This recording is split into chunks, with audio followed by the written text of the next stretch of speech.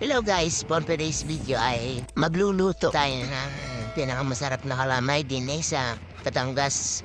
Ari pala ang pinakamasarap na kalamay din Dini lang, ari sa may Santo Domingo, Batangas City. Ari maraming na order din kalamay. Pag may mga okasyon o kaya pang baysanan nila. Kaya kung kayo gustong umorder, ilalagay ka nila sa comment section ng number.